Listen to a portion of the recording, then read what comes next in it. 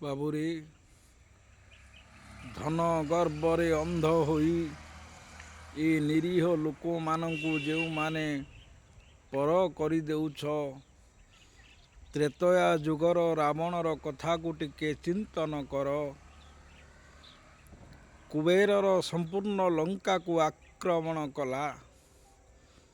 ଶେଷରେ କୈଳାସ ପର୍ବତରେ ମାତା ପାର୍ବତୀ ଗଢ଼ିଥିବା ସ୍ୱର୍ଣ୍ଣ ମହଲ ପ୍ରତିଷ୍ଠା କରିବାକୁ ଯାଇ ଦକ୍ଷିଣା ସ୍ୱରୂପରେ ସ୍ୱର୍ଣ୍ଣ ମହଲଟି ମାଗି ଆଣିଲା।